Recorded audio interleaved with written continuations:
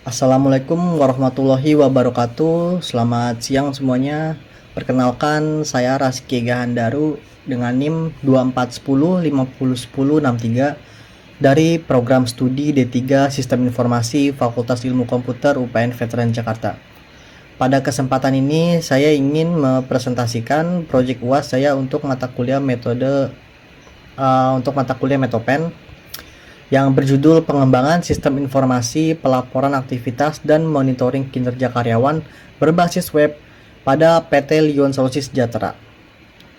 Proyek ini saya buat berdasarkan masalah nyata yang pernah saya temukan langsung di lapangan. Langsung saja kita masuk ke bagian masalahnya.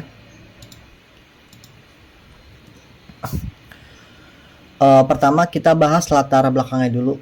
Jadi di sini saya membaginya kepada 3 poin utama.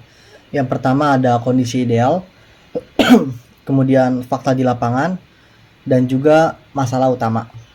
Pada kondisi idealnya, seharusnya pelaporan aktivitas lapangan dari divisi sales itu sifatnya real time, agar datanya akurat dan manajemen bisa langsung ambil keputusan hari itu juga dengan cepat. Pada bagian fakta di lapangan, kenyataannya di PT Lion Solusi Sejahtera, sistem pelaporannya masih semi manual memakai platform pihak ketiga yaitu Discord, yang kemudian rekapitulasinya akan dipindahkan secara manual lagi oleh admin ke Microsoft Excel. Nah, pada masalah utamanya ini, karena si jalurnya ini masih manual, seperti yang saya sebutkan tadi, akan muncul celah kedisiplinan. Jadi para sales di lapangan itu akan sering banget menunda-nunda laporan mereka, atau istilah di kantornya itu dirapel. Nah, kebiasaan merapel inilah yang merugikan kualitas data perusahaan. Langsung aja kita next.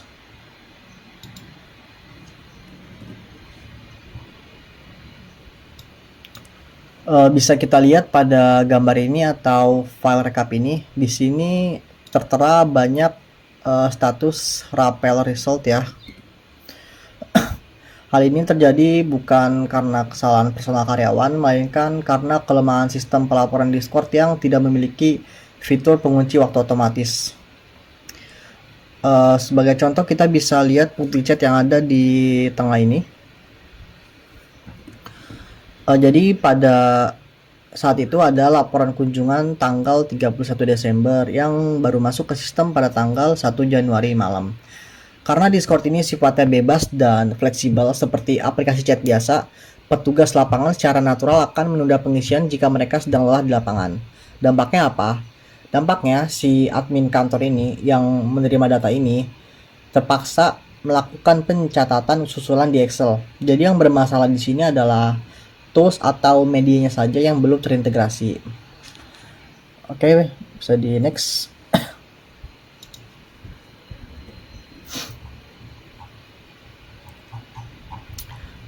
Masuk ke slide 4.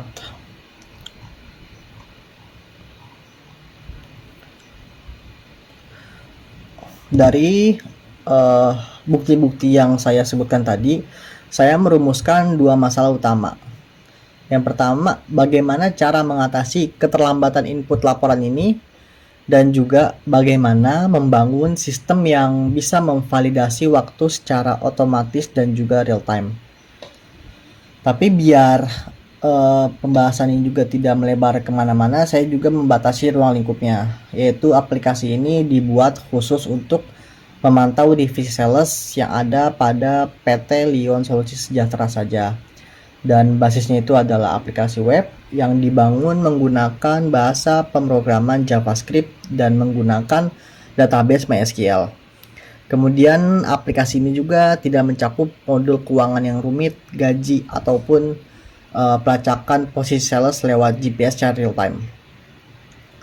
Jadi tujuan utama dari project ini adalah menerapkan fitur auto timestamp sebagai validasi waktu absolut. Begitu sales klik kirim, jam server langsung mengunci waktu detik itu juga agar si sales tidak bisa bohong atau memanipulasi waktu laporan lagi. Oke, kita next. Selanjutnya saya juga melakukan analisis perbandingan dengan 3 penelitian terdahulu yang agak mirip, untuk mencari gap analisis atau perbedaan dengan proyek saya. Pada riset pertama ini pada PT Lingkar Kabel. Masalahnya ini laporan masih hard file dan ada absensi kantor.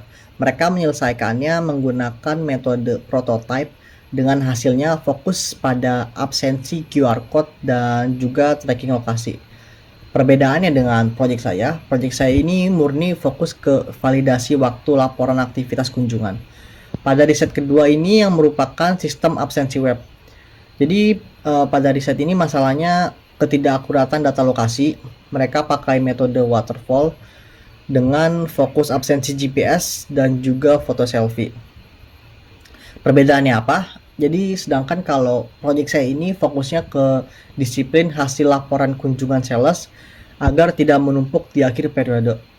Kemudian pada riset ketiga ini masalahnya itu mereka menyelesaikan masalah laporan WhatsApp yang berantakan lewat aplikasi mobile.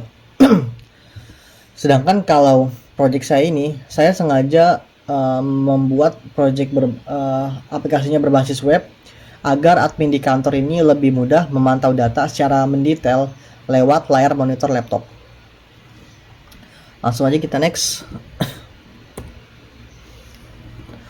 Nah, untuk metode pengembangan aplikasinya ini saya memilih metode waterfall karena kebutuhan fitur dari PT Lyon Solusi Sejahtera ini sudah jelas dari awal.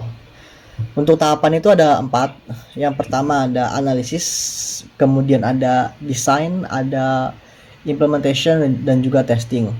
Pada analisis saya melakukan observasi, terus mewawancari pihak dari PT Lyon Solusi Sejahtera ini dan juga melakukan analisis PIS. Pada tahapan desain saya merancang diagram arsitektur berupa UML dan juga struktur IRD. Pada implementation, masuk ke tahap penulisan kode yang menggunakan JavaScript full stack dan juga MySQL.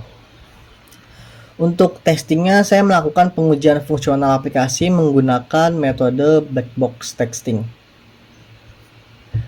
Untuk menunjang coding ini, saya menggunakan alat seperti Visual Studio Code, kemudian web browser seperti Google Chrome atau Microsoft Edge, dan juga saya menggunakan sistem operasi Windows 11. Langsung kita next. Nah, berikut ini adalah estimasi dari pengerjaan project yang saya rencanakan selama 4 bulan. Jadi di bulan pertama ini fokus saya adalah observasi lapangan dan juga analisis masalah. Di bulan kedua saya mulai merancang sistem dan tampilan UI-nya. Terus di proses coding ini adalah proses yang paling memakan waktu, yaitu dari bulan kedua sampai bulan ketiga. Dan terakhir di bulan keempat ini saya melakukan pengujian bug sekaligus penyusunan laporan akhir project. Kita next saja. Jadi di sini saya sudah membuat kerangka kerja PIS. Melalui kerangka kerja PIS ini saya memetakan 4 aspek kebutuhan utama yang ingin saya perbaiki di sistem baru ini. Jadi pada aspek information saya ingin mengubah sistem pelaporan susulan atau rapelan di Discord menjadi penyajian data yang sifatnya aktual tanpa ada jeda waktu lagi. Dalam aspek efisien, saya ingin membantu menghemat jam kerja produktif admin operasional agar tidak perlu lagi buang-buang waktu untuk copy paste rekap manual dari Discord pindah ke Excel.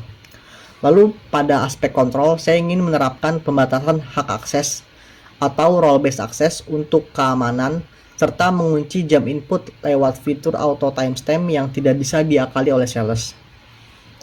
Dan pada service, saya ingin menyediakan halaman dashboard monitoring otomatis untuk manajemen agar dalam proses evaluasi performa sales bisa dilakukan kapan saja dan dengan cepat. Baik, kita next. Baik, sekarang kita masuk ke bagian perancangan sistemnya. Jadi di sini saya sudah membuat diagram use case. Dari diagram use case ini akan menjelaskan siapa melakukan apa di dalam aplikasi web yang saya buat. Di sini ada 3 peran utama, ada karyawan sales, kemudian ada admin, dan juga ada pimpinan. Pada karyawan sales, aktor ini hanya bisa mengakses satu fungsi utama, yaitu apa? Yaitu input laporan kunjungan. Sedangkan untuk admin ini perannya lebih ke operasional. Jadi si admin ini akan mengelola akun sales, kemudian melihat tabel kumpulan laporan, dan juga mengekspor rekap data tersebut menjadi file. Dan untuk si pimpinan ini, aktor ini hanya diberikan akses khusus untuk memantau grafik performa kinerja sales melalui halaman dashboard. Dan bisa dilihat semua bulatan fitur ini terhubung atau include ke dalam login. Maksudnya apa? Jadi maksudnya setiap aktor ini, baik itu karyawan sales, admin, atau pimpinan, wajib melakukan login sebelum memakai fungsi tersebut. Dan seperti yang sudah saya sebutkan sebelumnya, saya menggunakan role based. Jadi setiap akun ini mempunyai role yang masing-masing, baik itu karyawan, admin, dan pimpinan. Dan tergantung role-nya itu, mereka bisa mengakses fitur yang mana. Langsung aja kita next. Nah, selanjutnya ini adalah alur kerja sistemnya yang saya gambarkan lewat activity diagram dengan 3 kolom peran. Alur dimulai dari kolom yang paling kiri saat karyawan sales melakukan login pada sistem. Sesudah karyawan sales melakukan login, pada bagian sistem web dan database ini akan melakukan validasi akun dan akan langsung menampilkan halaman form yang dapat dilihat oleh sales. Kemudian di sini sales akan melakukan pengisian form laporan kunjungan lapangan. Sehabis mereka melakukan kunjungan, mereka akan langsung mengisi, dan setelah itu mereka klik tombol kirim laporan. Dan setelah mereka klik, data itu akan langsung dikirim lagi ke sistem web dan database. Di sini tuh akan terjadi validasi waktu penginputan, dan waktu saat sales mengirim laporannya, saat itu waktu akan dikunci dan langsung disimpan data laporan tersebut ke database MySQL. Setelah disimpan, si sistem web ini akan langsung mengupdate data visualisasi dashboard secara otomatis dan akan dikirim ke tampilan pimpinan, yaitu untuk melihat visualisasi grafik performa kinerja sales. Jadi si pimpinan ini akan langsung melihat updatean dari laporan yang dilakukan oleh si sales tersebut. Oke, next. Untuk struktur penyimpanan datanya di MySQL, saya memodelkannya menggunakan Entity Relationship Diagram atau ERD yang terdiri dari 3 tabel utama. Di bagian tengah ini ada tabel induk bernama user yang menyimpan data karyawan seperti username, password, dan juga role-nya. Di sebelah kiri ini ada tabel kunjungan untuk menampung seluruh isi form laporan dari si sales, dan juga di tabel inilah atribut timestamp input ditanamkan untuk mengunci waktu otomatis yang tadi sebelumnya saya sebutkan. Sedangkan di sebelah kanan ini log aktivitas ini tuh fungsinya untuk merekam jejak, gunanya memantau kapan saja nih si user melakukan aktivitas di dalam web. Untuk hubungan relasinya ini berjenis one to many.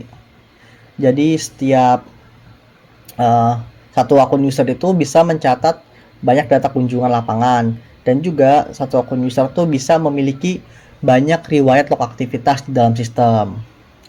Langsung saja kita next. Nah, sekarang sudah masuk ke kesimpulan dan saran pengembangan. Sebagai penutup, kesimpulan dari project UAS yang saya rancang ini adalah penggunaan aplikasi pelaporan berbasis web dengan fitur auto timestamp ini terbukti ampuh untuk menghilangkan kebiasaan buruk sales yang suka memanipulasi waktu atau merapel laporan di akhir periode. Kemudian proses rekapitulasi data perusahaannya juga berubah total, dari yang tadinya manual menjadi serba otomatis, terpusat, dan juga punya integritas data yang tinggi. Untuk sarannya, saya merekomendasikan 2 hal. Yang pertama, perlu diadakannya sesi user training atau simulasi singkat untuk tim sales sebelum transisi penuh dari Discord ke web yang akan saya buat nanti. Dan kedepannya aplikasi ini bisa dikembangkan lagi dengan menambahkan modul notifikasi pengingat otomatis. Agar apa? Agar si sales ini bisa ditegur nih oleh sistem kalau mereka belum menginput laporan sampai batas jam operasional kantor. Baik, mungkin itu saja presentasi Project UAS dari saya mengenai sistem informasi pelaporan di PT Lion Solusi Sejahtera. Mohon maaf kalau ada salah kata atau penyebaran materi yang kurang berkenan. Terima kasih banyak atas perhatiannya. Saya Rizky Gahandaru. Wassalamualaikum warahmatullahi wabarakatuh.